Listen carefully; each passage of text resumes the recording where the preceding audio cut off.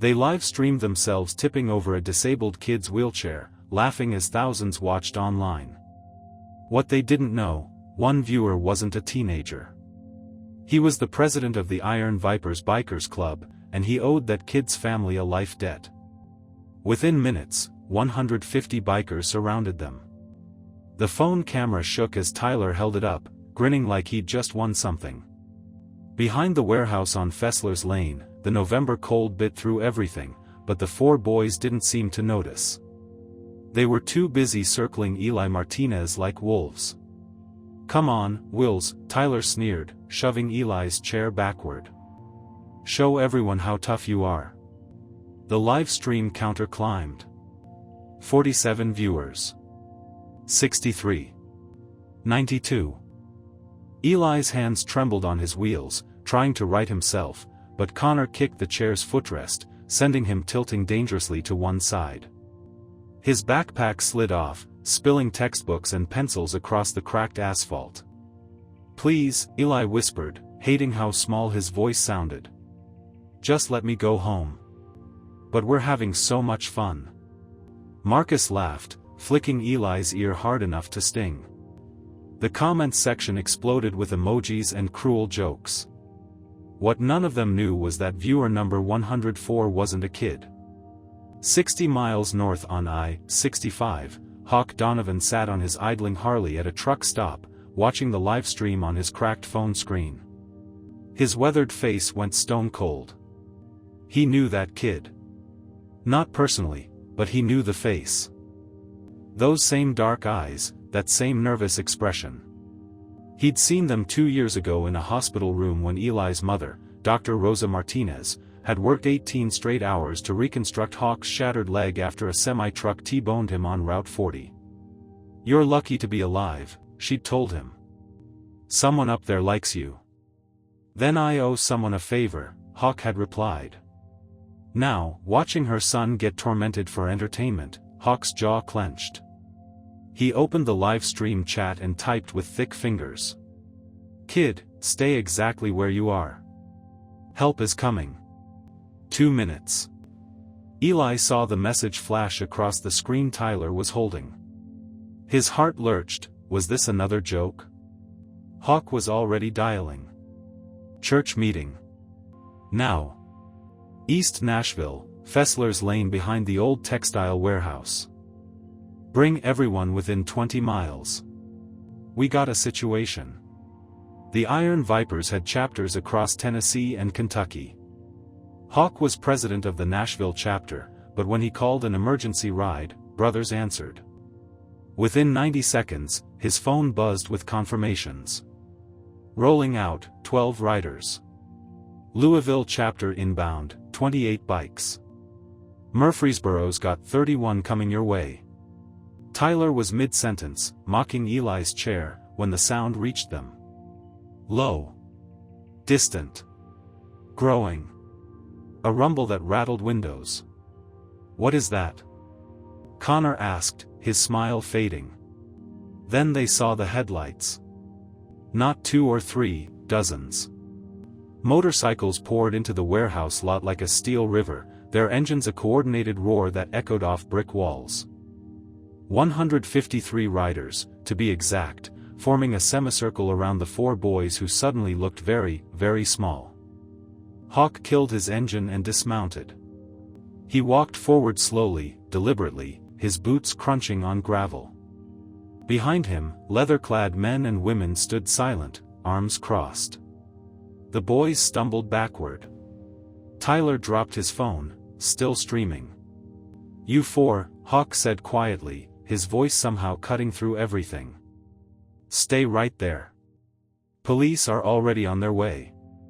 You move, my people document it. Understand?" They nodded, frozen. Hawk walked past them to Eli, whose chair was still tipped at an angle. He knelt down, surprisingly gentle for a man his size. "You're Rosa's boy, aren't you?" Eli blinked. You know my mom? She saved my life once." Figured it was time to return the favor, Hawk lifted the chair upright like it weighed nothing. "Medic," he called out. A woman with a viper's patch jogged over with a first aid kit, checking Eli's arms and head for injuries while Hawk picked up his scattered belongings. Sirens wailed in the distance, growing closer. Tyler tried to back away, but a wall of bikers shifted, blocking every exit. Not threatening. Just present. When the police arrived 3 minutes later, they found the most organized crime scene they'd ever witnessed. The bullies sitting on the curb, the phone still live streaming as evidence, and Eli Martinez surrounded by 153 bikers who documented everything. By morning, the video had 4 million views. The headline read, "Bikers Rescue Disabled Teen in Viral Livestream Intervention." But the story was just beginning. The next morning, Belle Arbor Country Club smelled like expensive coffee and entitlement. 6 parents sat around the mahogany table in the private conference room, their faces tight with barely controlled rage. Not at their sons, at the video that had made them look like failures. 4 million views, Gregory Chen, Tyler's father and a corporate attorney, said through clenched teeth. "My son's face is everywhere. Clients are asking questions. My phone hasn't stopped ringing," added Victoria Brennan, Connor's mother. She owned 3 luxury car dealerships. "Do you know what this does to our family's reputation?" Marcus's father, Judge Richard Wade, currently on leave from the bench, slammed his hand on the table. "Those bikers had no right to surround minors. That's intimidation. That's a crime." "Exactly," Gregory said, sliding a folder across the table. "I've drafted complaints. We claim the bikers threatened our sons, that this Eli kid rolled into private property and started the confrontation, and that the whole thing was a setup for social media fame." Sharon Palmiter, Jake's mother and a real estate mogul, smiled coldly. "We spin this. Our boys were defending themselves from a trespasser, and a biker gang weaponized the situation. They voted unanimously." By noon, complaints were filed with the police department, the DA's office, and, most importantly, the country club board, which 3 of them served on.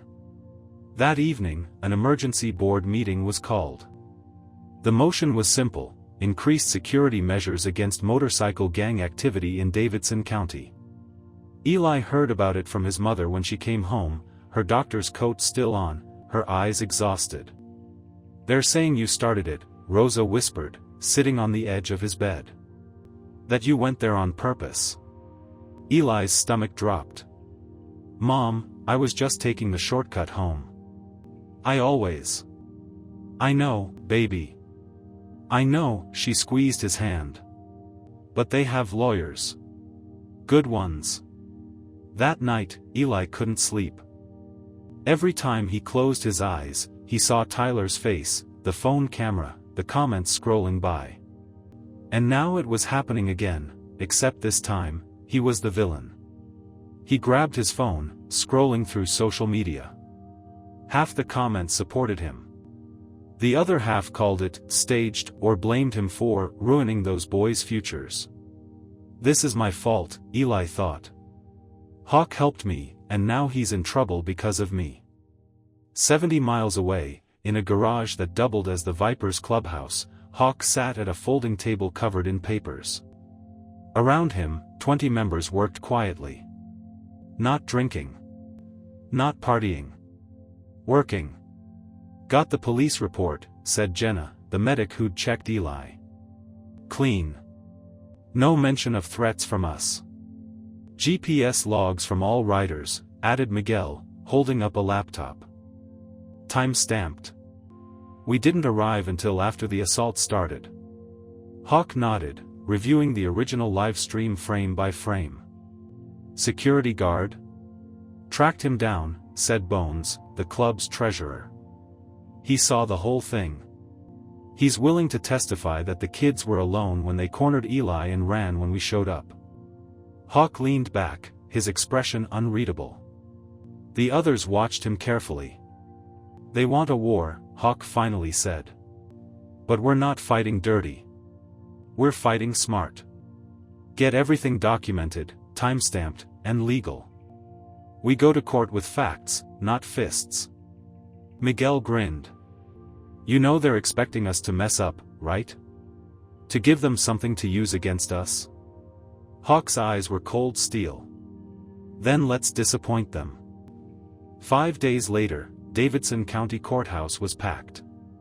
The rich parents arrived in tailored suits and designer dresses, their lawyers carrying leather briefcases. They moved through the marble hallways like they owned them, because in their world, they usually did. The Iron Vipers entered through the same doors wearing clean button-down shirts, pressed jeans, and polished boots. No leather cuts. No club patches. Just ordinary citizens exercising their rights. The parents' smirks faded slightly. Judge Patricia Moreno took the bench at exactly 9 a.m. She was known for two things: no-nonsense rulings and a complete intolerance for wasted time. We're here regarding complaints filed against the Iron Vipers Motorcycle Club, she began, adjusting her glasses. Mr. Chen, your motion. Gregory Chen stood, confident. Your Honor, my client's sons were surrounded and threatened by over 150 armed bikers. This was an act of intimidation against minors. Armed? Judge Moreno interrupted. Do you have evidence of weapons? Chen hesitated. Well, bikers typically. Evidence, Mr. Chen. Not assumptions. The sheer number of them was threatening, Your Honor. 4 teenagers against 150 adults. Hawk's attorney, a sharp-eyed woman named Lisa Tran, stood. Your Honor, may we present the evidence? She clicked a remote. The courtroom screen lit up with the live stream footage. Everyone watched in silence as Tyler shoved Eli's wheelchair. As Connor kicked it. As Marcus flicked his ear while Jake filmed, laughing. The comments section scrolled past, cruel, mocking, celebrating. Then came Hawk's message, kid, stay exactly where you are. Help is coming. Then the engines. The arrival. Hawk's calm voice telling the boys to stay put because police were coming. Not a single biker touched anyone. Police report, Lisa said, handing copies to the judge. Officers arrived 3 minutes after the Vipers. Their report states the bikers prevented further assault and fully cooperated with law enforcement. She clicked again. GPS logs appeared. These are time-stamped locations showing the Vipers were not in the area until after the assault began. They came in response to witnessing a crime in progress. Warehouse security footage, she continued. Another click. A grainy video showed the 4 boys arriving alone, surrounding Eli alone, and fleeing when they heard the motorcycles. Gregory Chen's face had gone pale. Victoria Brennan was staring at her hands. Judge Moreno removed her glasses.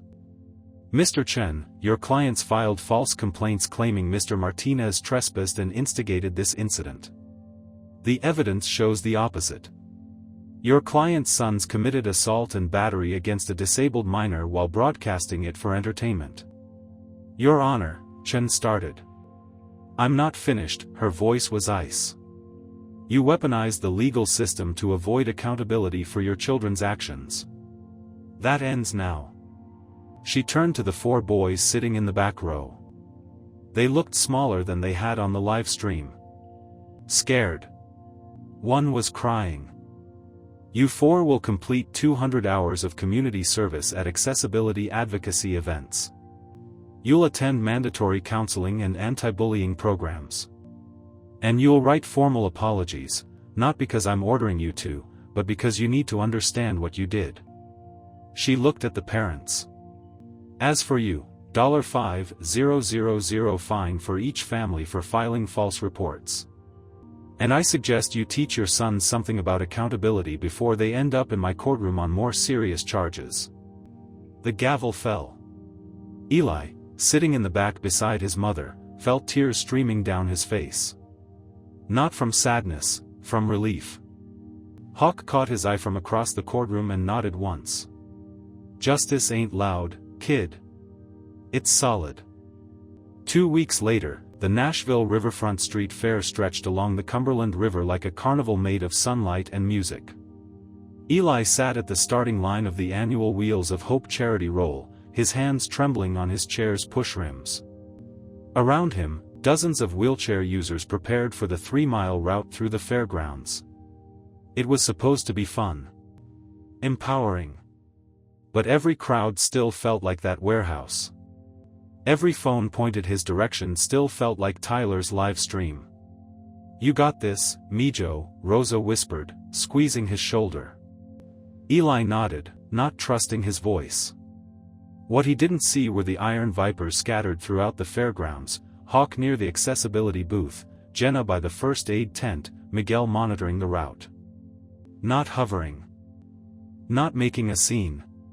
Just there. Quietly keeping him safe. The roll began. Eli pushed forward, focusing on the rhythm. 1 rotation. 2. Breathe. Halfway through, near the vendor tents, someone stepped into his path. Eli's heart stopped. Tyler stood there, hands in his pockets. Then Connor appeared. Then Marcus and Jake. All 4 of them. Eli's wheels locked. His breath came short and fast. This was it, they'd come to finish what they started, cameras or no cameras. "Eli," Tyler said quietly. His voice cracked. Can we roll with you?" Eli stared. "What?" "We want to walk beside you," Connor added. "If that's okay." "No cameras." "No, we just want to." Marcus was crying. Actually crying. "You didn't deserve what we did. Any of it." Eli looked past them, searching for Hawk. He found him 50 feet away, leaning against a fence. Hawk didn't move closer. Didn't interfere. He just gave Eli a small nod. "Your choice, kid." Eli's throat was tight. Every instinct screamed to say no, to run, to get away. But something else, something newer, stronger, made him nod. "Okay," he whispered. The 4 boys fell into step beside his wheelchair. No talking. No performance. Just walking. When Eli's arms got tired on an incline, Jake quietly asked if he could help push. Eli hesitated, then agreed. They completed the route together. Afterward, the boys volunteered at the accessibility booth without being asked. They adjusted ramps. They handed out water. They pushed wheelchairs for elderly visitors who needed help. Jake spent 20 minutes helping a veteran in a manual chair navigate the cobblestones near the stage. As the sun began setting over the river, painting everything gold and orange, Tyler approached Eli one more time. "My parents wanted us to be lawyers and businessmen like them," he said softly. "But we're done being the kind of guys they raised us to be. We're gonna be better." Eli didn't have words. He just nodded. Hawk walked over as the boys left, crouching beside Eli's chair. The fairgrounds glowed with string lights coming alive against the dusk. "See, kid?" Hawk said, his voice warm. "Sometimes people don't just fear the truth, they change because of it." Eli watched the 4 boys laughing with an elderly woman as they helped her into a shuttle van. Real laughter. Not the cruel kind. For the first time since that November night behind the warehouse, Eli felt something shift inside his chest. The world wasn't against him anymore. It was finally showing up for him. And maybe, just maybe, some broken things could actually heal.